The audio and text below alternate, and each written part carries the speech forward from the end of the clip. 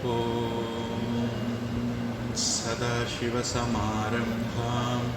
शङ्कराचार्यमध्यमाम् अस्मदाचार्यपर्यन्तां वन्दे गुरुपरम्परां श्रुतिस्मृतिपुराणानाम् आलयं करुणालयं नमामि भगवत्पादं शङ्करं लोकशङ्करं शङ्करं शङ्कराचार्यं केशवं बादरायणं सूत्रभाष्यकृतौ वन्दे भगवन्तौ पुनः पुनः ईश्वरो गुरुरात्मेति मूर्तिभेदविभागिने व्योमवद्व्याप्तदेहाय दक्षिणामूर्तये नमः। गुकारस्तु अन्धकारो वै ऋकारस्तन्निवर्तकः अन्धकारनिरोधित्वात् गुरुरित्यभिधीयते।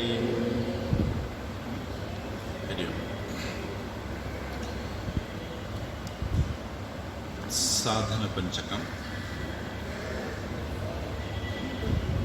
वेदो नित्यमधीयताम्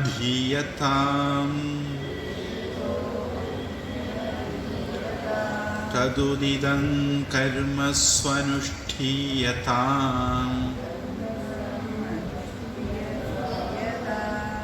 तेनेशस्य विधीयताम् अपचितिः काम्ये मतिस्त्यज्यताम्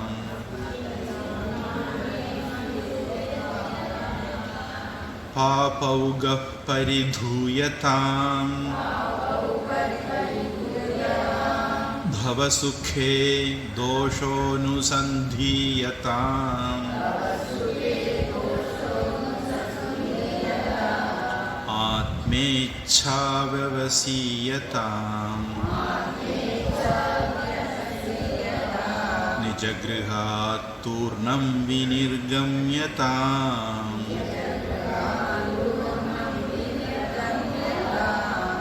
संगसत्सु विधीयताम् भगवतो भक्तिर्दृढाधीयताम् शान्त्यादिः परिचीयताम् दृढतरं कर्माशु सन्त्यज्यताम् सद्विद्वानुपसर्प्यताम् प्रतिदिनं तत्पादुकासेव्यताम्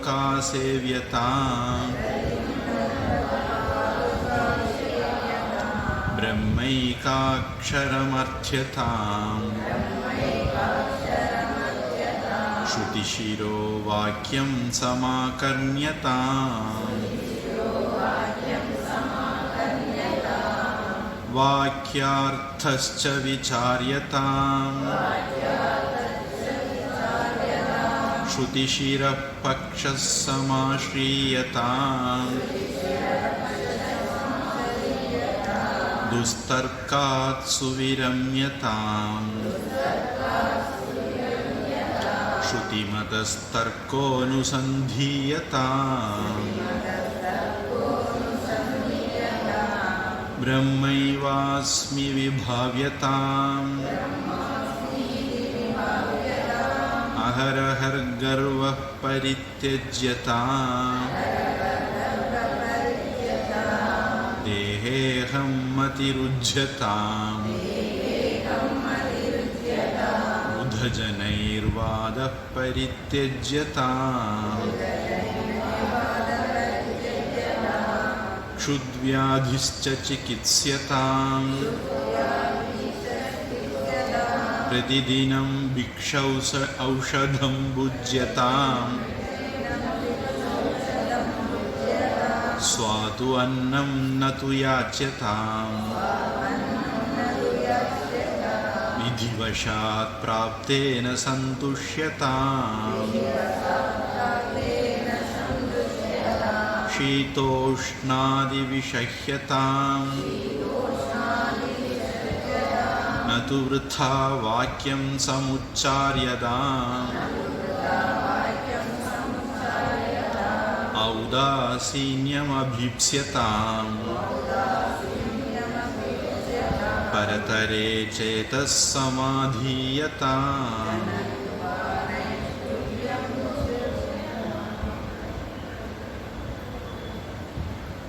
பாட்ட பேதம் இருக்கா? ஔதாசீன்யம் அபீப்ஸ்யதாம், அடுத்தது ஜனகிருபா நைஷ்டுரியம் உச்சாரியதாமா.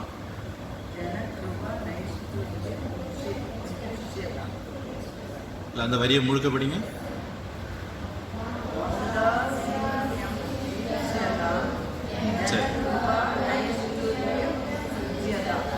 ஔதாசீன்யம் அபீப்ஸ்யதாம்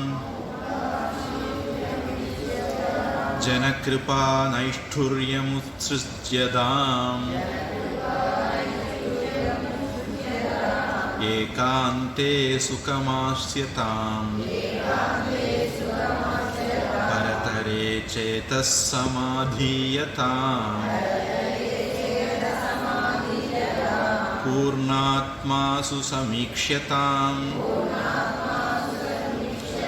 ஜகதிதம் தத்பாதிதம் திருஷ்யதாம் பிராக்கர்ம பிரவிலாப்யதாம் சிதிபலான்னாப்யுத்தரை ஸ்லிஷ்யதாம் பிராரப்தம் துஹ புஜ்யதாம் அத பரபிரம்மாத்மனா ஸ்தீயதாம்.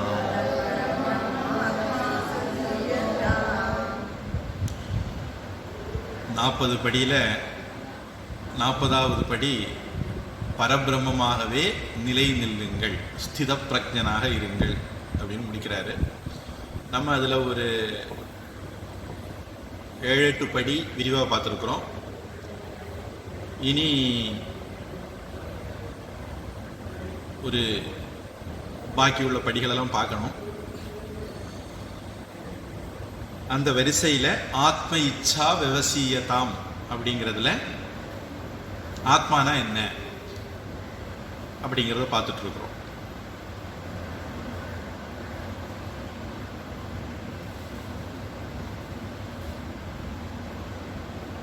நான் ஒரு 2 வகுப்பு முன்னாடி சொல்லியிருந்தேன். ஹஸ்தாமலக்கர் அப்படிங்கிற சங்கரருடைய சிஷ்யர், அவர்கிட்ட சங்கரர் போய் கேட்குறார், கஸ்தும் சிஷோ கஸ்ய குதோசி கந்தா கிம் நாம தே தும் குத ஆகதோசி ஏதன்மயோக்தம் வதச்சார்பகத்வம் மத் பிரீத்தையே பிரீத்தி விவர்தனோசி. இந்த முதல் 2 வரி மட்டும்தான் அவருடைய கேள்விகள். குழந்தாய், நீ யா கஹ தொம் கஸ்ய யாருடையவன்,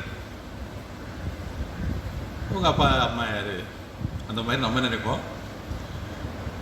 குதஹ அசி கந்தா, குதஹ கந்தாசி, எங்கிருந்து வருகிறாய், உன்னுடைய பேர் என்ன, கிம் நாம,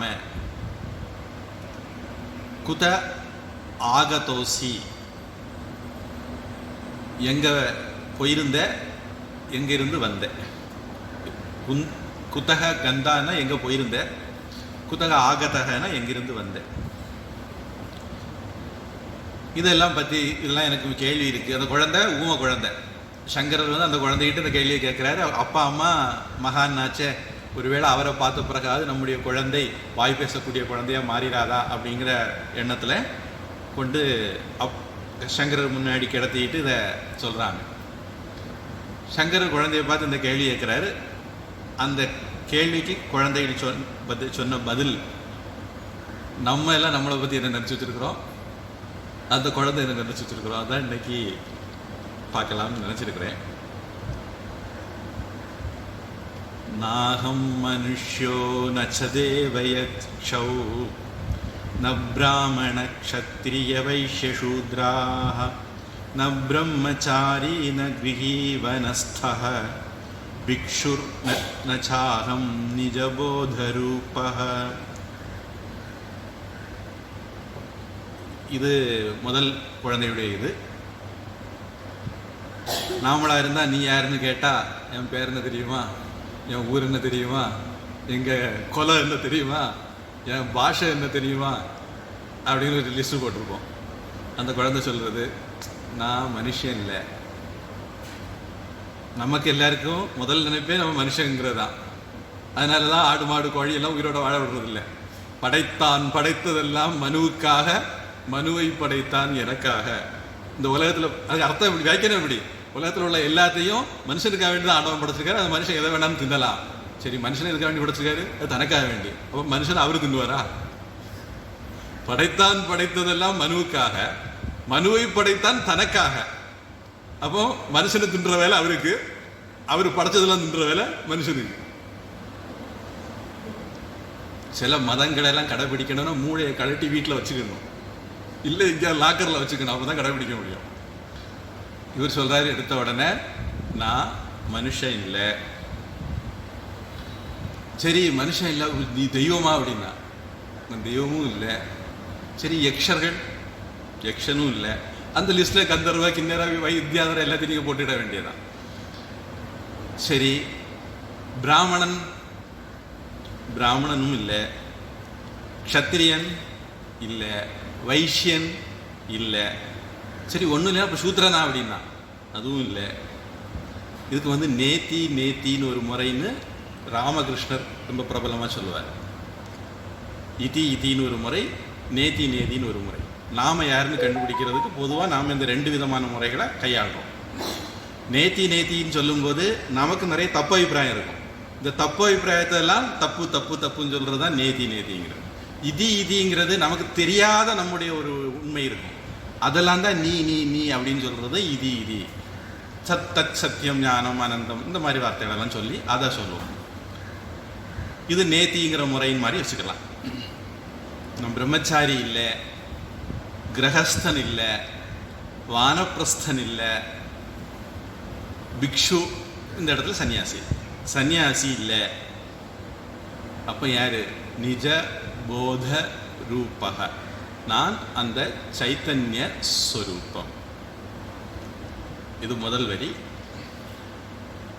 இதுக்கு பிறகு வரக்கூடிய முடிக்கக்கூடிய முடிவெல்லாம் கிட்டத்தட்ட ஒரே மாதிரி இருக்கும். அது இப்படி முடியும். நான் அது போன வகுப்பில், முந்தின வகுப்பில் தப்பாக கொஞ்சம் மாற்றி சொல்லியிருந்தேன். வேற ஒரு இடத்துல இருந்து மாற்றி சொல்லியிருந்தேன். ஏன்னா 2-3 ஸ்தோத்திரங்கள் இருக்கு. ஒவ்வொன்றுக்கும் நம்முடைய ஆத்மஸ்வரூபத்தை சொல்லி முடியும். நிர்வாண ஷட்கத்தில் ஒரு விதமாக இருக்கும். இது அந்த இது நான் மாற்றி சொல்லியிருந்தேன். இந்த இதில் வரக்கூடிய அந்த வரிகள் ச நித்யோபலப்தி ஸ்வரூபோகம் ஆத்மா, எப்பொழுதும் நம்மளை விட்டு பிரியாமல் இருக்கக்கூடிய ஆத்மஸ்வரூபம்தான் நான். நித்திய உபலப்தி ஸ்வரூபோகம் ஆத்மா, நான் ஆத்மா. அப்போ ஆத்ம இச்சா விவசியதாம் அப்படின்னு நமக்கு படிச்சிருக்கோம். இதெல்லாம் ஆத்மா கிடையாது. ஆனால் நம்ம ஆத்மாவை போய் தெரிஞ்சுக்கிறது, நம்மளை போய் தெரிஞ்சுக்கிறது, நான் யார் அப்படின்னா நம்முடைய லிஸ்ட்டுக்கும் நம்ம லிஸ்ட் இப்படி மாறணும். அதுக்கு தான் இந்த உதாரணம் கொண்டு வரேன். இந்த லிஸ்ட் மாதிரி நம்ம லிஸ்ட் மாறணும். அதுக்கு நாம சாதனை பண்ணணும். அதுக்கு தான் சாதனை பஞ்சகம். அதுக்கு என்ன சாதனை பண்ணுறதுன்னு இனிமேல் லிஸ்ட் வரப்போகுது. ஏற்கனவே கொஞ்சம் வந்திருக்குது, பார்ப்போம். அடுத்தது அந்த குழந்தை தொடர்ந்து சொல்லுது,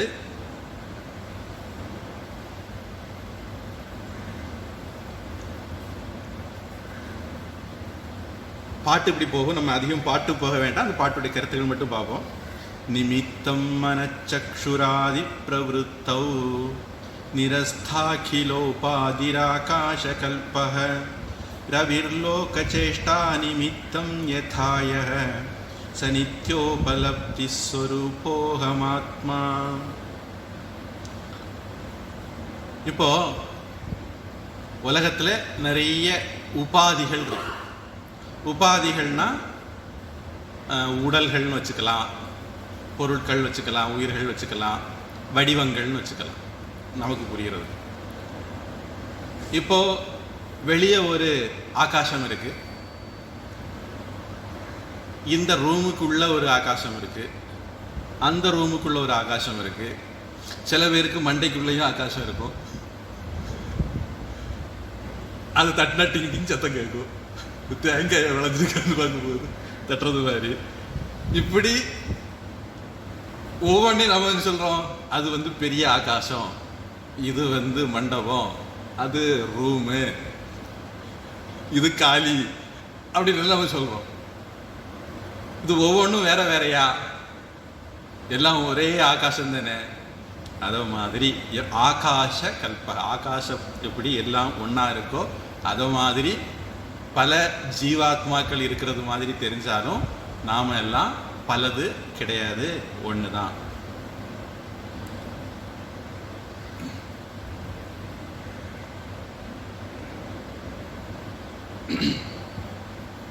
இது மாதிரி உலகத்தில் பல மண்பானைகளோ அல்லது நீர்நிலைகளோ எது வேணாலும் இருக்கட்டும், நீர் நிரம்பின பொருட்கள், அது பானையாக இருக்கலாம், கப்பாக இருக்கலாம், குளமாக இருக்கலாம், ஏரியா இருக்கலாம், கடலாக இருக்கலாம், நதியாக இருக்கலாம், இது எல்லாத்துலேயும் சூரியனுடைய ஒளி அல்லது நிழல் அல்லது பிம்பம் விழுது. நாம் என்ன நினைக்கிறோம், இந்த சூரியன் வேற, அந்த சூரியன் வேற, அந்த சூரியன் வேறன்னு நினைக்கிறோம். ஆனால் உண்மையிலே அப்படியா? இல்லை, எல்லாம் ஒரே சூரியன் தான்.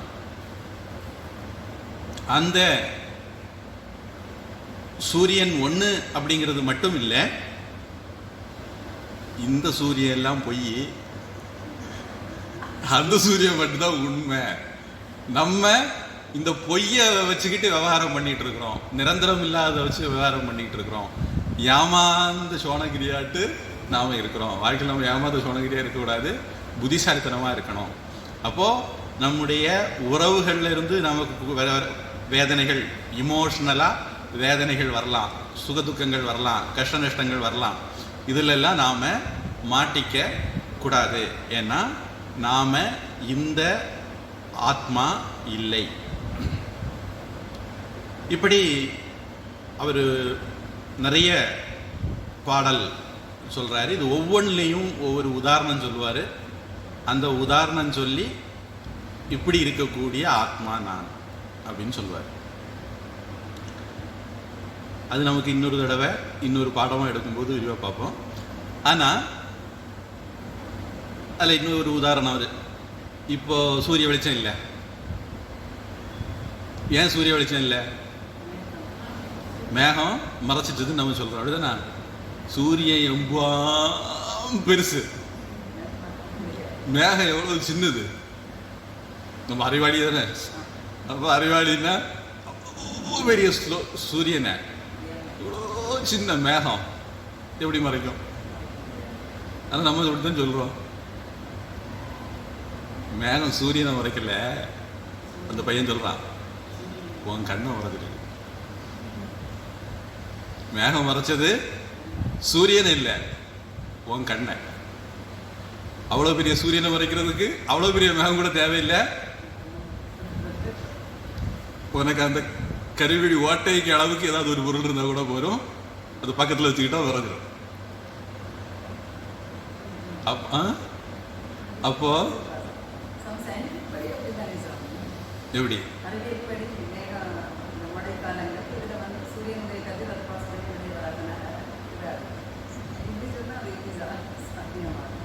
இப்போ சூரியன் பிரகாசிக்குதா இல்லையா? இப்போ அதனுடைய பிரகாசம் குறைஞ்சிருக்கா?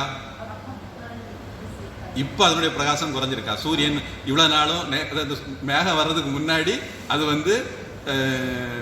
2000 கிலோவாட் பிரகாசம் தந்துட்டு இருந்தது. மேகம் வந்தவொடனே அது 2 கிலோவாட் பிரகாசமாக குறைஞ்சி போச்சு. அப்படியா? அதாவது ஆராய்ச்சி பண்ணணும்னா சயின்டிஸ்ட் எல்லாம் நம்ம ரிஷிகள்கிட்ட பிச்சை வாங்கணும். பிரம்மசூத்திரன்னு ஒரு புக் இருக்கு, அது வியாசர் எழுதியிருக்காரு, அதுக்கு சங்கரர் விளக்கம் எழுதியிருக்காரு, பெரியவங்கெல்லாம் எழுதியிருக்காங்க. அதில் எல்லாம் பார்க்கணும் தர்க்கம் தான் என்னது அப்படின்னு. இப்போ சயின்டிஸ்ட் சொன்னாலும் தப்பு தப்பு தான், முட்டை பயில தான். சூரியன் 20,000 டிகிரியில இருந்து இப்ப 2 டிகிரிக்கு மாறி இருந்தது, அதனால இங்க வெளிச்சம் குறைஞ்சதுன்னா சொல்றது நியாயம். சூரியன் அது அப்படியே தான் இருக்கு, அதனுடைய பிரகாசத்துல ஒரு குறையும் வரல. அதனுடைய பிரகாசம் பூமியை வந்து சேர்றதெல்லாம் குறைவு இல்லையா? இப்போ இப்போ இந்த இங்க வந்து சூரியன் மறைஞ்சிருக்கு.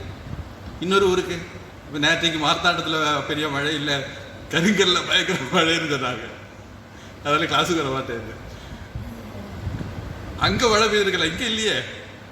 அப்போ சூரிய வெளிச்சம் குறைவுங்கிறது இப்போ இங்க வந்து நமக்கு பகல், அமெரிக்காவுக்கு இருட்டு. அதுக்காக வேண்டி அமெரிக்காவுக்கு சூரியன் இல்லாம போயிட்டு தான் அவங்களுக்கு தெரியல.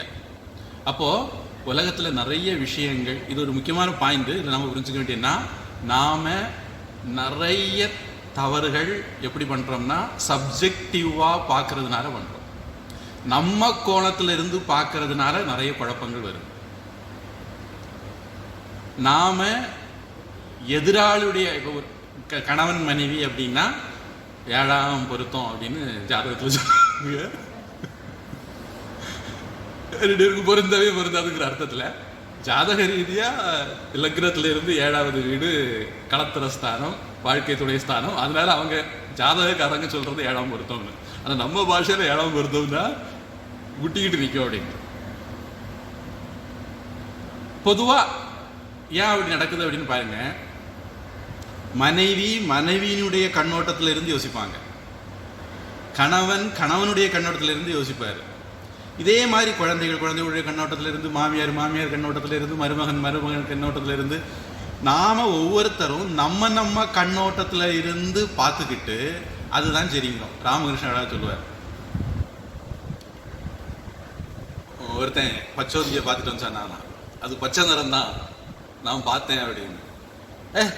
நான் பார்த்தேன் அது சிவப்பு நிறம் அப்படின்னு இன்னொருத்தன் சொன்னானா. இன்னொருத்தன் நான் பார்த்தேன் அது மஞ்சள் நிறம் அப்படின்னானா. உண்மையிலேயே பச்சோந்தி அது நிறம் இடத்துக்கு தகுந்த மாதிரி நிறம் மாற்றக்கூடியது. அப்போ நம்ம ஒவ்வொருத்தரும் நமக்கு ஒரு ஆக்ரகம் மலையாளத்தில் சொல்லுவாங்க, நமக்கு ஒரு பிடிவாதம், நான் நினைக்கிறதான் சரி,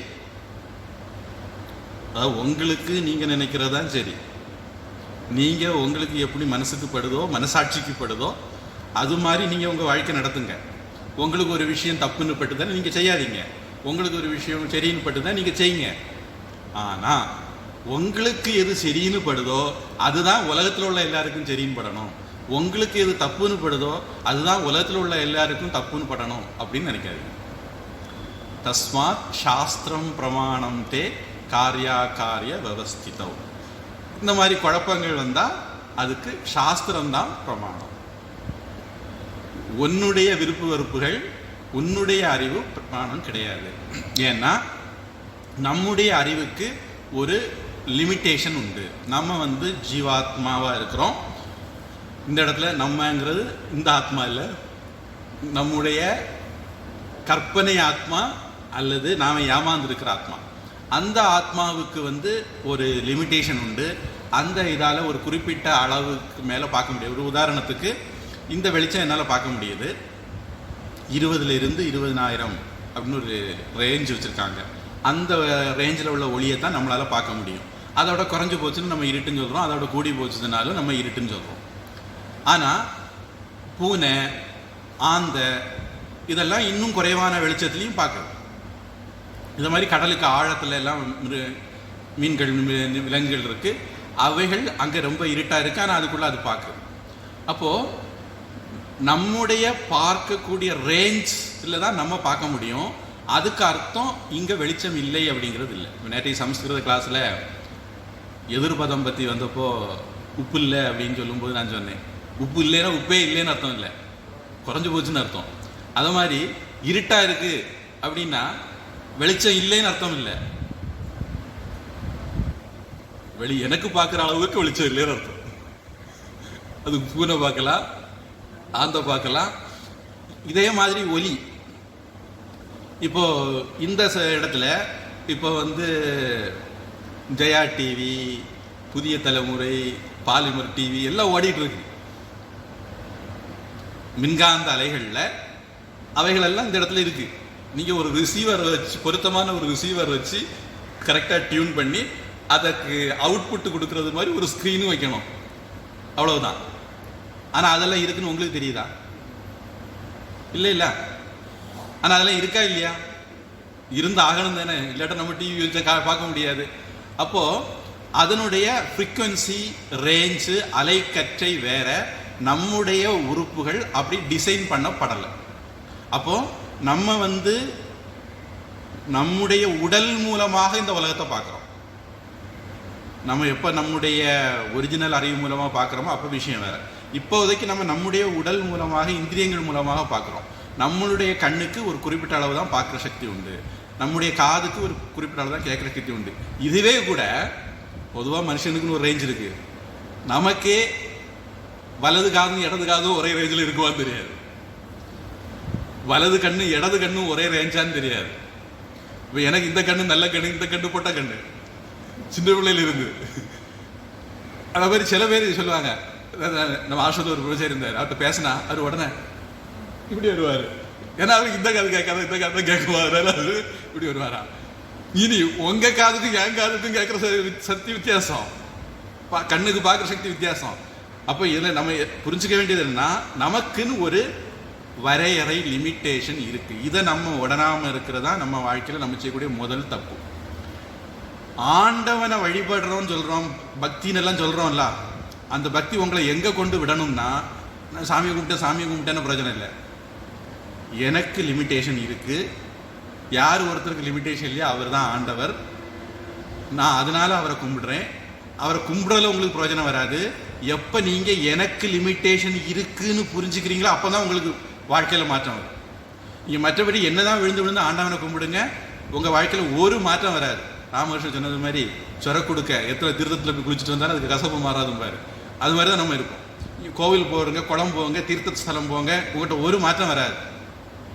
சில வீடுகளில் நீங்கள் இப்படி சத்சங்கெல்லாம் வந்துட்டு வீட்டுக்கு போகிற சொல்லுவாங்களா இருக்கும், இத்தனை நாள் சத்சங்கத்துக்கு போய் ஒரு வார்த்தை இல்லை அப்படின்னு. அது வேற கதை, அது அவங்களுக்கு பொறாமையில் அவங்களுக்கு சொல்லுது. ஆனால் அவங்க விரும்புகிற மாதிரி நீங்கள் மாற முடியாது.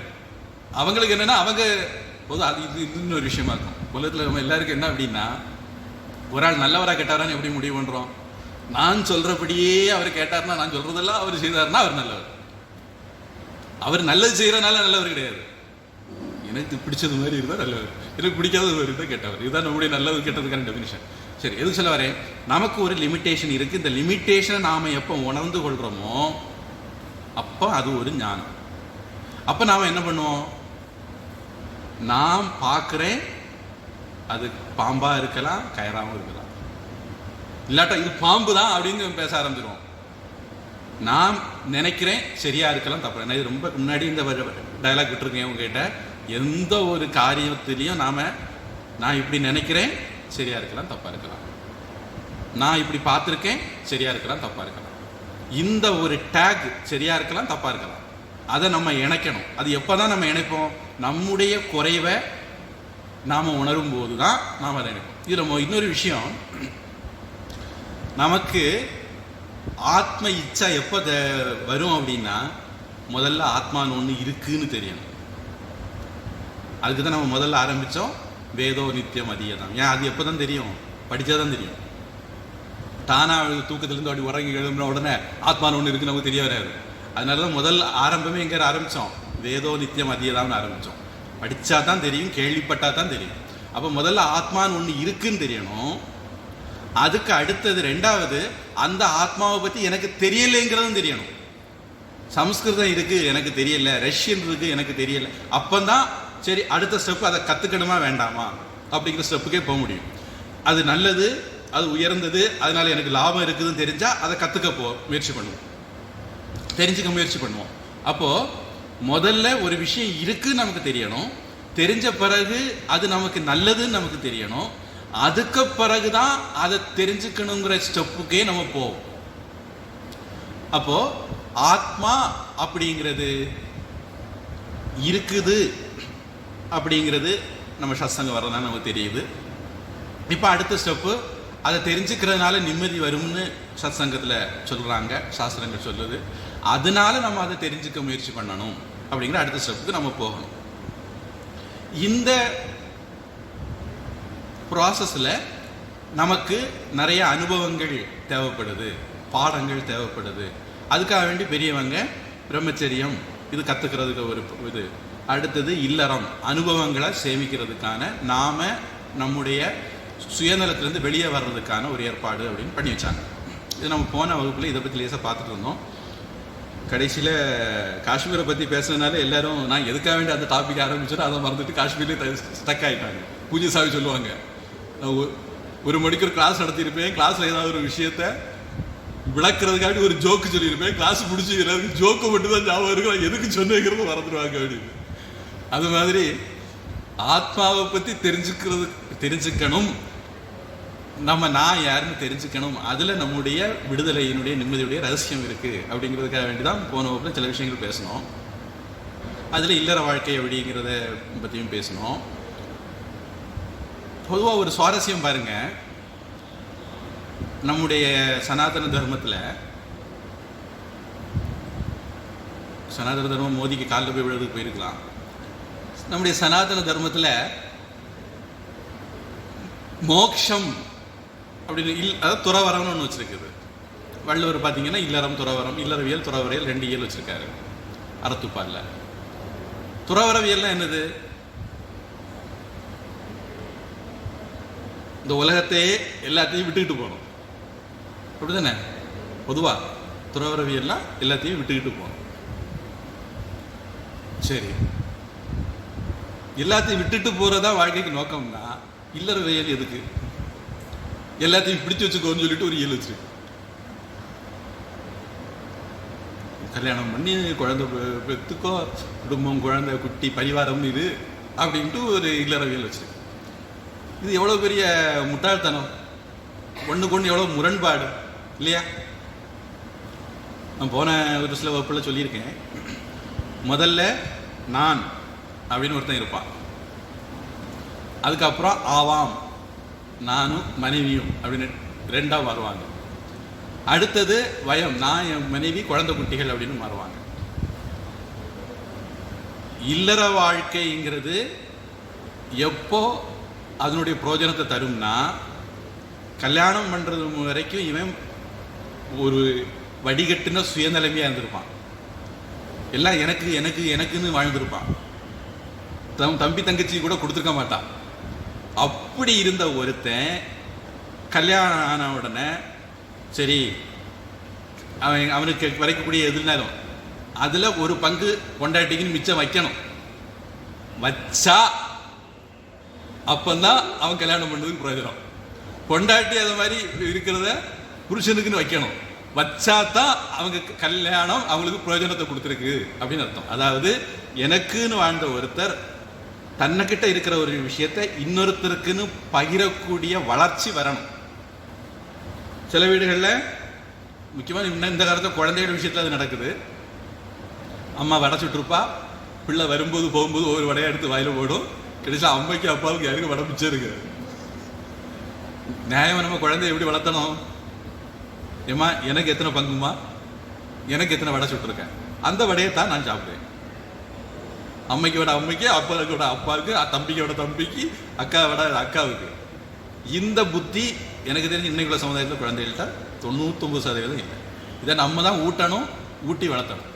சரி, இப்போ அடுத்தது குழந்தை வந்தாச்சு. இப்போ அப்பா சாப்பிட்டுட்டு இருக்கும்போது குழந்தை வந்து பார்த்துட்டு இருக்குது. அப்பா அப்படியே அந்த பிளேட்டை எடுத்து அப்படியே குழந்தைகிட்ட கொடுத்துட்றாரு. தனக்குன்னு வாழ்ந்த ஆள், மனைவி கூட பங்கு கூட தயாரான ஆள், இப்போ மொத்தத்தையும் குழந்தைக்குன்னு கொடுத்துட்றாரு. அப்போ இல்லறங்கிறது வெளியே இருந்து பார்க்கறதுக்கு பச்சுகிற ஒரு அறம் மாதிரி தோணும். உண்மையிலே அது என்னது? தியாகம் பண்ணுகிற ஒரு அறம், தியாகத்தை கண்டுபிடிக்கிற, இயல்பாக நமக்குள்ள ஊட்டுகிற ஒரு அறம். இது நடந்தால்தான் அந்த இல்லறம் பிரயோஜனம் உள்ளது. தனக்குன்னு வாழ்ந்த ஒருத்தன் தன்னுடைய மனைவிக்குன்னு விட்டு கொடுக்க தயாராகி தன்னுடைய குழந்தைகளுக்குன்னு தியாகம் பண்ண தயாராகிற நிலைக்கு வந்தால்தான் அது இல்லறம் அப்படின்னு. எனக்கு இல்லாட்டாலும் பரவாயில்ல, மக்கா நீ சாப்பிடு அப்படிங்கிற நிலைமை வந்தால் தான் அது, அந்த தியாகம் வந்தால் தான் அது இல்லறம் நம்முடைய பெரியவங்க ஏன் இல்லறத்தை வச்சிருக்காங்கன்னா இப்படி ஒரு நிலை இருக்கு. அன்பும் அறனும் உடைத்தாயின் இல்வாழ்க்கை பண்பும் பயனும் அது அப்படின்னு திருக்குறள் ஒன்று இருக்கு.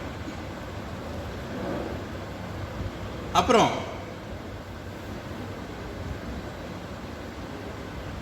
இந்த இல்வாழ்க்கையில பொதுவா உலக வாழ்க்கையில நம்ம நிம்மதி இல்லாம இருக்கிறதுக்கு பல காரணங்கள் இருக்கு. அதுல ஒண்ணு அகங்காரம், அது அபிமானம் சொல்லலாம். இப்போ அபிமானம்னு சொல்லும்போது அது ரெண்டு விதமா இருக்கும். ஒன்று அகங்காரம், இன்னொன்று மமக்காரம். என்னுடையது அப்படிங்கிறது ஒன்று, நான் அப்படிங்கிறது ஒன்று. இந்த இதுல இருந்து விடுபட்டால்தான் இல்வாழ்க்கை அதனுடைய பிரயோஜனத்தை பண்ணிச்சுது அப்படின்னு அர்த்தம். பொதுவா யோக கர்மசு கௌசலம் அப்படிம்பாரு கிருஷ்ணர். கர்மத்தினுடைய குணம் என்னது? கர்மம் பந்தப்படுத்துறது. கர்மத்தினுடைய பலன் என்னது? ஏதாவது பலன் விளைவுகளை தரும். அந்த விளைவு நமக்கு பிடிச்சதா இருக்கலாம், பிடிக்காதா இருக்கலாம். பிடிச்சதா இருந்தால் சந்தோஷம், பிடிக்காதா இருந்தால் துக்கம். அப்போ கர்மத்தினுடைய பிரயோஜனம் என்னது? இன்ப துன்பம். ஆனால் அதையே கர்ம யோகமாக செய்தால் யோக கர்மசு கௌசலம். கர்ம யோகமாக செய்கிறது தான் செயலில் திறமை அப்படிங்கிற. அப்போ இல்லற வாழ்க்கையில் நமக்கு பல பிரச்சனைகள் இருக்கு. அதில் ஒரு விஷயம் அபிமானம்னு எடுத்துக்கிட்டோம். இந்த அபிமானம் நமக்கு பல தரத்தில் நடக்கலாம்.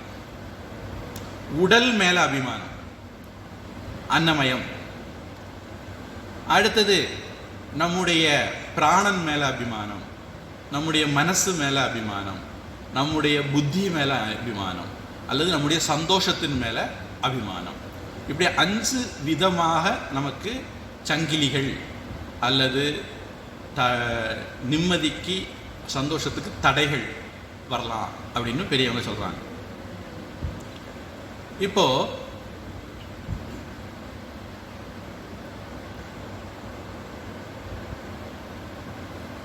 சில பேர் உடல் ரீதியாக வச்சுக்கிடுவோம். நான் கருப்பு, நான் சிவப்பு இப்படிங்கிற மாதிரி நிறைய பேருக்கு பிரச்சனை. இந்த நான் இதுக்கு முன்னாடி ஒரு கிளாஸ் உங்களுக்கு தான் சொல்லியிருக்கேன்னு நினைக்கிறேன். இந்த கிளாஸில் சொன்னேன், பல கிளாஸ் இருக்கிறேன், கொஞ்சம் ஞாபகம் இல்லை. இந்த கருப்பு சிவப்பில் எவ்வளவு ஆழம்? 1 மில்லிமீட்டர், 1 நேனோமீட்டர். லேச கீழே விழுந்து தொலி உறைஞ்சுதுன்னா எல்லாரும் ஒரே மாதிரி தான் இருப்போம் இல்லையா? ஆனா ஏதோ இங்க இருந்து இங்க வரைக்கும் கருப்பாவே இருக்கிறது மாதிரி, இல்லை வெள்ளையாவே இருக்கிறது மாதிரி ஒரு உணர்ச்சி. அதுக்கு மேல ஒரு அகங்காரம். எத்தனையோ பேரு இது 2 விதமா நடக்கும் பார்த்துங்க. ஒன்று, நான் வெள்ளையா இருக்கேன் அதனால நீ எனக்கு மட்டம். இது ஒரு விதமான பிரச்சனை உண்டாக்குற இது. இன்னொன்று என்னன்னா, என்னை விட அவ வெள்ளையா இருக்கா அப்படின்னு 2 விதமாக வரலாம். ஒன்று, நம்மளை விட மட்டமாக இருக்கிறவங்களை மட்டம் தட்டுறது. அது நம்ம நினச்சிக்கிட்டு, அது அவங்க மட்டமாக இருக்கா நான் சொல்ல வரல, நம்ம அப்படி நினச்சிக்கிட்டு மட்டம் தட்டுறது. இல்லது நம்மளை விட மேலாக இருக்கிறவங்களை பண்ணிட்டு பயப்படுறது. ஒரே ஆளுக்கு 2 விதமாக பிரச்சனை வரும். அவங்களோட குறைஞ்சவங்களை மட்டம் தட்டுவாங்க, அவங்களோட பெரியவங்களை கண்டு பயப்படுவாங்க. இப்போ உடல் ரீதியாக வரும்போது இது ஒரு உதாரணத்துக்கு சொன்னேன். இதே மாதிரி நம்மளுடைய அழகு, நம்மளுடைய அறிவு, இப்படி ஒவ்வொரு அம்சமாகவும் நம்ம சுற்றி இருக்கிற எத்தனை பேரை அவமானப்படுத்துகிறோம், எத்தனை பேரை மரியாதை குறைவாக நடத்துகிறோம் அப்படின்னு நம்ம யோசிச்சு பார்க்கணும். அதில் இருந்து நாம் விடுபட்டால் நம்ம அபிமானத்திலிருந்து விடுபடுறோம். இந்த பிரச்சனை ஏன் வருது? நான் இந்த உடம்புன்னு நினைக்கிறதுனால வருது. அப்போ நீங்கள் ஏன் இந்த உடம்புங்கிற எண்ணத்திலிருந்து விடுபடணும் அப்படின்னா, நீங்கள் உடம்புங்கிற எண்ணத்திலிருந்து விடுபட்டால் தான் உங்களுக்கு இந்த சைக்காலஜிக்கல் பிரச்சனை வராது. இந்த சைக்காலஜிக்கல் பிரச்சனை வந்ததுன்னா நீங்கள் நிம்மதியாக இருக்க முடியாது. அப்படி உங்களுடைய நிம்மதிக்குரிய சாவி உங்கள் கீழே தான் இருக்கு. பொதுவாக நாம் நிம்மதி இல்லாமல் இருக்கிறோம் அப்படின்னா நாம் உடனே புரிஞ்சுக்க வேண்டியது நம்மக்கிட்ட எங்கேயோ ஒரு கோளாறு இருக்குது. பொதுவாக நம்ம என்ன பண்ணுவோம் தெரியுமா? நிம்மதி இல்லைன்னா அவன் சரியில்லை, அவன் சரியில்லை, ஆட்சி சரியில்லை, மழை சரியில்லை, வெயில் சரியில்லை அப்படின்னு கிளம்பிடுவோம். அதுக்கு வாய்ப்பு இருக்கலாம், வெளி உலகத்துக்கு நமக்கு துன்பத்தை கொடுக்கக்கூடிய வாய்ப்பு இருக்கலாம். ஆனால் அதிகமான வாய்ப்பு நம்மக்கிட்ட தான் இருக்கு. இன்னொன்று, கீதையில் கிருஷ்ணன் உபதேசம் ஆரம்பிக்கும் போது அசோச்சியான் அன்வசோச்சஸ்துவம் பிரஜாவாதாம்ச்ச பாஷசே கதாசூன் அகதாசூன்ச்ச நானு சோச்சந்தி பண்டிதாக அப்படின்னு முடிக்கும்போது சர்வதர்மான் பரித்தியஜ்ய மாமேகம் சரணம் விரஜ அகம் துவா சர்வ பாப்பேபிய மோக்ஷயிஷ்யாமி மாசுச்ச. நீ கவலைப்பட தேவையில்லாததுக்கு கவலைப்படுறேன்னு ஆரம்பிச்சு நீ கவலைப்படாத அப்படின்னு முடிக்கிறார். இது ஒரு முக்கியமான வித்தியாசம். நாம ஒரு நாளும் துன்பத்தில் இருந்து விடுபடுவது எப்படி, கஷ்டம் இல்லாமல் வாழ்வது எப்படி அப்படின்னு சொல்றது இல்லை. நம்ம புஸ்தகம்லாம் அதை பற்றி சொல்லக்கூடிய புக்கில் ஊரை ஏமாத்துற புக்கு கிடையாது. அது ஊரை ஏமாத்துற புக்கு நீ அங்கே போனால் 72 கிடைக்குன்னு சொல்லும். நம்ம புக்கில் அப்படி இல்லை. நீ இங்கேயே நிம்மதியாக சந்தோஷமாக வாழலாம். உலகத்தில் கஷ்டம் உடம்புன்னு எடுத்தா, தலைன்னு இருந்தால் தலைவலி இருக்கும், மூக்குன்னு இருந்தால் ஜலதோஷம் இருக்கும், உடம்புன்னு இருந்தால் பிரச்சனைகள் இருக்கும், மனசுன்னு இருந்தால் அதுக்குள்ளது இருக்கும், புத்தின்னு இருந்தால் அதுக்குள்ளது இருக்கும். இந்த உலகத்தில் உபாதிக்கு அப்படின்னு சில குணங்கள் உண்டு. அந்த குணங்கள் அதுக்கு இருக்கத்தான் செய்யும். அதனுடைய சுபாவத்தை பிரகிருத்தியை நீ மாற்ற முடியாது. மாத்ரா ஸ்பர்ஷாஸ்து கவுந்தேய சீத்த உஷ்ண சுக துக்கதாக ஆகம அபாயினக வரும் போகும். நீ என்னால் அதில் அழட்டிக்காம நீ உன்னுடைய ஆத்மஸ்வரூபம் என்னன்னு தெரிஞ்சுக்கிட்டு அதில் நிலை நிற்கிறதுக்கு வழியை பாரு. அப்போ நாம என்ன சொல்யூஷன் கொடுக்குறோம் அப்படின்னா, துன்பம் இருக்கலாம், இடுக்கண் வருங்கால் நகுக வள்ளுவர் சொல்லியிருக்கார். துன்பம் வரும் வேளையிலும் சிரிங்க என்று வள்ளுவர் எழுதி வைத்தான் சரிங்கன்னு அப்படி ஒரு பாடகர் எழுதி வச்சிருக்கார். துன்பம் வரும்போது எப்படி சிரிக்க முடியும்? சிரிக்க முடியுங்கிறதுனால தான் பெரியவங்க எழுதி வச்சிருக்காங்க. எப்படி சிரிக்க முடியும்னா, தாமரை இலையில தண்ணி மாதிரி வாழ பழகினா சிரிக்க முடியும். அப்போ நமக்கு துன்பம் இருக்கும், கஷ்டங்கள் இருக்கும், ஆனால் நாம கவலை இல்லாம வாழ முடியும். துன்பம் வேற, கஷ்டம் வேற, கவலை வேற. துன்பத்தை இல்லாம ஆக்குறதுக்கோ கஷ்டங்களை இல்லாம ஆக்குறதுக்கோ முயற்சி பண்றது வேஸ்ட். ஆனா கவலை இல்லாம வாழ்றதுக்கு முயற்சி பண்ணலாம். அது நம்ம கையில இருக்கு, நம்முடைய திறமையில இருக்கு. ராமகிருஷ்ணன் சொல்றது மாதிரி, பலாப்பழத்தை வெட்டுறவன் கையில எண்ணெயை தடவிட்டு வெட்டினோம்னா அவனுக்கு பால் ஒன்றும் ஒட்டாது. அது மாதிரி நாம வைராகியம் அல்லது ஆத்ம ஞானம் அப்படிங்கிற ஒரு எண்ணெயை தடவிட்டு இந்த உலக வாழ்க்கையில் இருந்தோம்னா இந்த உலக வாழ்க்கையிலே இருக்கலாம். ஜனக மகாராஜா அதனால கிருஷ்ணன் சொன்னார், கர்மணைவகி சம்சித்திம் ஆஸ்திதா ஜனகாதய. ஜனகர் ஊரை விட்டு ஒன்றும் ஓடலை, இங்கே தான் இருந்தார். சொல்லப்போனா ராஜாவா இருந்தார். இப்போ புத்தர் ராஜாவா இருந்துட்டு ஓடி போயிட்டாரு. உலகம் அதை பாராட்டிட்டு இருக்கு. ஆனா கிருஷ்ணர் யாரை பாராட்டுறாரு? ஜனகரை பாராட்டுறாரு. ராஜாவா இருந்துகிட்டு எதுலையும் பற்றுதல் இல்லாம ஒட்டுதல் இல்லாம இருந்தான். அவன் தான் பெரிய ஆளு. ஒண்ணுமே இல்லை அதனால எனக்கு பற்றுதல் இல்லைன்னு சொல்றதுக்கு யார் வேணாலும் சொல்லலாம். எல்லாம் எனக்கு இருக்கு ஆனாலும் அதுல பற்றுதல் இல்லைன்னு சொல்றதுக்கு தான் பெரிய ஆளுமை வேணும், ஞானம் வேணும். அதனால ஜனகரை கிருஷ்ணர் பாராட்டுற, ஜனகர் வாழ்ந்தார் அப்படிங்கிறத நம்ம பார்க்குறோம். அதனால பொதுவாக ஜனகருக்கு விதேகர் அப்படின்னு ஒரு பேரே உண்டு. தேகத்திலே இருக்கிறாரு, ஆனா தேகம் அவரை பாதிக்கிறது இல்லை. அதனால தேகம் இல்லாதவர் விதேகர் அப்படின்னா தேகம் இல்லாதவர்னு அவருக்கு பேர். அப்போ ஜீவன் முக்தி இங்கேயே வாழும்போதே நாம நிம்மதியா இருக்க முடியும். அந்த நிம்மதியா இருக்கிறதுக்கு நமக்கு ஆத்ம ஞானம் தேவை. ஆத்ம ஞானத்தை அடைகிறது கொஞ்சம் தூரமான காரியம். இப்போ முதல்ல என்ன செய்யணும்? நாம நம்ம கிட்ட இருக்கக்கூடிய சில தப்பு அபிப்பிராயங்களை, நம்ம பத்தி நமக்கு நிறைய தப்பான எண்ணங்கள் இருக்கு. நான் இந்த உடம்பு, இப்போ இந்த உடம்பு ஒரு உதாரணத்துக்கு நம்ம எடுத்து, நம்ம எவ்வளோ பைத்தியக்காரங்க பாருங்க. சொன்ன சங்கடமா இருக்கும், அதனால சொல்ல வேண்டியதா இருக்கு. சின்ன பிள்ளையில நம்ம உடம்பு இப்படியா இருந்து, 1 வயசுல நம்ம உடம்பு இப்படியா இருந்து, 5 வயசுல இந்த உடம்பு இப்படியா இருந்து, 20 வயசுல இந்த உடம்பு இப்படியா இருந்து. ஆனா இப்ப இந்த உடம்பை வச்சுக்கிட்டு இந்த உடம்பு நானும் நினைக்கிறோம். நம்ம எத்தனையோ வயசை கடந்து வந்திருக்கோம். அந்த வயசுல இருந்த உடம்பெல்லாம் நானும் நினைச்சோமே, அந்த உடம்பெல்லாம் இப்ப நம்ம கூட இல்லையே. அப்ப நம்ம இந்த உடம்பை நானும் நினைக்கிறது ஏதாவது அர்த்தம் இருக்கா? உடம்பு மாறிக்கிட்டே இருக்கு. மாறிட்டே வரக்கூடிய இந்த உடம்புல மாறாம இருக்க ஆள் இல்ல நான். தேஹினோஸ்மின் யதா தேஹே கௌமாரம் யௌவனம் ஜரா ததா தேகாந்தர பிராப்திஹி தீரஸ்தத்ர ந முஹ்யதி.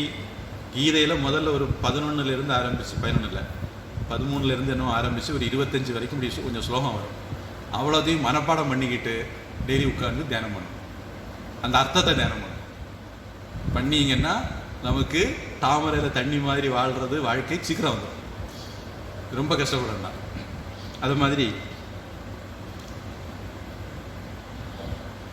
வாசாம்சி ஜீர்ணானி யதா விஹாய நவானி கிருண்ணாதி நரோபராணி ததா ஷரீராணி விஹாய ஜீர்ணானி அந்யானி கிருண்ணாதி நரோபராணி. இன்னைக்கு ஒரு ட்ரெஸ் போடுறோம், நாளைக்கு இன்னொரு ட்ரெஸ் போடுறோம், நாளைக்கு இன்னொரு ட்ரெஸ் போடுறோம், ட்ரெஸ் மாற்றிக்கிட்டே இருக்கிறோம். அது மாதிரி உடம்பு மாற்றிக்கிட்டே இருக்கிறோம். இல்லை அரட்டிக்கிறது என்ன இருக்கு? இப்போ இந்த உலகத்தில் நாம் பிறந்ததே சாகிறது தானே. அனித்தியம் அசுக்கம் லோகம். அனித்தியம் நித்தியம் கிடையாது, அசுகம் சுகமானது கிடையாது. துக்காலயம் அசாஸ்வதம், துக்கத்தினுடைய கோவில் அல்லது பண்டாரம். அசாஸ்வதம், நிரந்தரம் இல்லை. அதுதான் இந்த உலகம். ஆனா நம்மளாம் எப்படி கவலைப்படுறோம்னு பாருங்க. செத்து போயிருவோமோ. ஆமா, சாவறது தானே பிறந்திருக்கோம். இந்த உலகத்துல வந்திருக்கோம்னால அர்த்தம் சாவ போறோம்னா. இன்னைக்கா நாளைக்காங்கிறது கேள்வி, எப்படி சாவ போறோங்கிறது கேள்வி. இருந்த இருப்புல என்ன மிருத்யோர் உருவாருக பந்தனாத் மிருத்யோர் முக்ஷியம் ஆகுறதான். வெள்ளரி காய் வெள்ளரி கொடியில இருந்து அப்படி பிரிகிறது தெரியாமலே பிரிஞ்சிருவான். அது மாதிரி ஆண்டவாய உயிர் எடுத்துக்கோ அப்படின்னு ஒரு பிரார்த்தனை. அப்படியும் போலாம். இல்ல நாம காஷ்மீருக்கு டூர் போனோம்னா வேற விதமாகவும் போலாம். அது நம்ம கையில இருக்கு, சில சமயம் நம்ம கையிலயும் இல்லை. அப்போ பிறந்தோம் அப்படின்னா சாரது தான் பிறந்திருக்கோம். ஆனா நம்ம யாராவது சாரது வேற இருக்குமா? சாவை பார்த்து எவ்வளவு பயப்படுறோம். ஆகார நித்ரா பயம் மைத்துனஞ்ச சாமானியமேதத் பசுபிர் நராணா. மிருகங்களுக்கு, நாய்க்கு இந்த பயம் எல்லாம் இருக்கா? நம்ம நாய் மாதிரி இருக்கலாமா? சாப்பிடுறது, தூங்குறது, மரணத்தை பார்த்து பயப்படுறது, இனவிருத்தி பண்றது, மிருகவாதத்தை பண்ணுது. உனக்கும் அதுக்கு என்ன வித்தியாசம்? அப்போ நாம சாகிறதுக்கு பயப்படுறோம்னாலே நம்ம அறிவை கடன் கொடுத்துட்டோம்னு அர்த்தம். நம்ம ஊர்ல சொல்ற வார்த்தை அது, எனக்கு அறிவை கடன் கொடுத்துட்டேன். நாம சாகிறதுக்கு பயப்பட்டா அறிவை கடன் கொடுத்துட்டோம்னு அர்த்தம். இது ஒரு உதாரணத்துக்கு சொல்றேன். இத மாதிரி நாம இந்த உலகத்துல துன்பப்பட்டாலே, துன்பம்னா கவலைப்பட்டாலே, துன்பம் படத்தான் செய்வோம். நடந்து போறோம், ஒரு கல்லு தட்டிடலாம், காலு வலிக்கத்தான் செய்யும். இப்போ குழந்தைகள் விஷயத்துல இது அழகா தெரியும். அது விளையாடிட்டு இருக்கும், கீழே விழும், விழுந்தோடனே எழுப்பி சுத்து ஊத்தும் பார்க்கும். யாரும் பார்க்கலைன்னா அது அதுக்கு ஓருக்கு விளையாடிட்டு இருக்கும். அம்மா ஏதாவது பார்த்துட்டானா வர ஓடாடு. விழுந்தது வலின்னு, கஷ்டம் துன்பம் வலிங்கிறது ஒரே மாதிரி தானே. அம்மா பார்த்தா வலிக்குது, அம்மா பார்க்கலன்னா வலிக்க மாட்டேங்குது. சின்ன குழந்தையிலேயே நமக்கு துன்பத்தை வலிகளை தொடச்சு போடக்கூடிய சக்தி உண்டு. அறியா பருவத்திலேயே இந்த சக்தி உண்டு. வாழ்க்கையில வரக்கூடிய துன்பங்களை துயரங்களை கடக்கக்கூடிய சக்தி நமக்கு உண்டு. ஆனா நம்ம பிறகு என்ன ஆச்சுதுன்னா, மற்றவங்க எல்லாம் சொல்றத உள்ள வாங்கி உள்ளே வாங்கி மற்றவங்க நீ இன்னாராக்கும், நீ இப்படி நடக்கணும், நீ இப்படி தான் செய்யணும், உலகத்தில் இப்படி வாழ்ந்தால் தான் மரியாதை. ஒரு இந்த காலத்து நவீன காலத்து பிள்ளைகள் எனக்கு இவ்வளவு வரதட்சணை தரணும். பழைய காலத்துல எல்லாம் மாப்பிள்ளை வீட்டில் வரதட்சணை கேட்பாங்கன்னு கேள்வி. இப்போ நவீன கால பிள்ளைகள் எனக்கு இவ்வளவு வரதட்சணை தரணும், தரலைன்னு நான் அந்த வீட்டில் போய் எப்படி அந்தஸ்தா ஜீவிக்க முடியும்? இருக்கதை தரலாம், கடை வாங்கி எப்படி தர முடியும்? நீங்க நினைச்சு பாருங்க, கடை வாங்கி கல்யாணம் பண்ணாதவங்க, கடை வாங்கி வீடு கட்டாதவங்க, இப்படி ஒரு பெரிய லிஸ்டே இருக்கு. யாராவது இன்னைக்கு உலகத்தில் இருக்காங்களா? கொஞ்சம் கூட நமக்கு வெக்கமே இல்லை கடை வாங்குது. நம்மகிட்ட என்ன இருக்குதோ அதை வச்சு நாம ஜீவனம் பண்ணணும். ஒரு ஆத்திர அவசரம் வரலாம், அந்த டைம்ல கடை வாங்கலாம், அது வேற. ஒரு உடம்பை காப்பாற்றுறதுக்கெல்லாம் கடை வாங்க வேண்டிய அவசியம் இல்லை. சின்மயானந்த சுவாமிக்கு குரு ஒருத்தர் இருந்தார், தப்போவனம் சுவாமின்னு பேர். அவர் ரிஷிகேஷுக்கு மேலே உத்தரகாசிங்கிற இடத்துல இருந்திருக்காரு. அவர் உடம்பு சரியில்லை. அப்போ குருவை பார்க்கறதுக்கு சின்மயானந்த சுவாமி போனார். போய் சாமிஜி வாங்க டெல்லிக்கு போவோம், அங்கே பெரிய பெரிய ஹாஸ்பிட்டல்லாம் இருக்குது, அங்கே போய் ட்ரீட்மெண்ட் பண்ணுவோம். அவர் அதில் அவருக்கு குரு, அவர் மலையாளி. அவர் கேட்டாரா, டெல்லியில் யாரும் மரிக்காரு இல்லையா அப்படின்னா.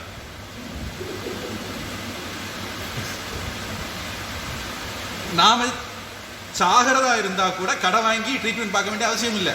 சரி, அதுக்கு ஒரு தனி வில் பவர் வேணும், அது ரெண்டாவது விஷயம். ஆனால் நான் என்ன சொல்ல வரேன், கடன் வாங்கி ஒரு ஜீவிதம் நடத்துறது போல ஒரு கேவலம் கிடையாது. கடன்பட்டார் நெஞ்சம் போல கலங்கினான் இலங்கை வேந்தன்னு கம்பர் ராவணனை பத்தி எழுதுறாரு. கடன் வாங்குறது அவ்வளவு கேவலமா நினைச்சிருந்த சமுதாயம் நாம இன்னைக்கு கடன் வாங்குறது ஒரு ஃபேஷன். கொஞ்சம் பேரு ஒருத்தன் கடன் கொடுத்துக்கிட்டு எப்ப கடனை திருப்பி தானே கேட்க வரோம், அதை வீடியோ எடுத்து எங்களை மிரட்டுகிறார்கள். நீ கடன் வாங்கினவே நீ கடனை கொடுக்கத்தான் வேணும், கொடுக்காம இருந்து என்ன மிரட்டுறான்னு போட்ட. கடனை திருப்பி கொடுக்க வக்கில்ல, அவன் கடனை கேட்க வந்தா அது உனக்கு ஒரு குத்தமா? இப்ப அரசாங்கம் ஒரு சட்டமே போட்டிருக்கான், கடன் கொடுத்தவன் கேட்கக்கூடாது அப்படின்னு சட்டமே போட்டிருக்கான். அதனால நாம நம்முடைய ஆத்மஸ்வரூபத்தை தெரிஞ்சுக்கிட்டா, இந்த உடம்பினுடைய லிமிட்டேஷனை புரிஞ்சுக்கிட்டா, இந்த மாதிரி பிக்கல் பிடுங்கள்லேருந்து விடுபட்டோம். கடன் வாங்க மாட்டோம். எப்போ கடன் வாங்கலையோ அது திருப்பி அடைக்க வேண்டிய வேலை கிடையாது, நிம்மதியாக இருக்கலாம். உலகத்தில் நிறைய பேருக்கு நிம்மதி குறைவுக்கு ஒரு காரணம் எனக்கு தெரிஞ்சு கடன். அவங்க என்ன நினைக்கிறாங்கன்னா, இங்கேருந்து ஒரு கடனை வாங்கி இந்த கடனை அடைக்கிறது, அங்கிருந்து கடனை வாங்கி இந்த கடனை அடைக்கிறது, இப்படி ஒரு சர்க்கிளில் போயிட்டு இருக்காங்களே தவிர கடன் அடைகிறது இல்லை. ஒரு பைசாவுக்கு வட்டி வாங்கி முதல்ல வட்டி இல்லாமல் வாங்குறது கொடுக்கறது, அடுத்து 2 பைசா வட்டி வாங்கி ஒரு வட்டி போயிட்டு, இப்படியே போயிட்டு இருக்குது. இது புத்திசாலித்தனமான வாழ்க்கை இல்லை. வாழ்க்கையை புத்திசாலித்தனமாக வாழ பழகணும்.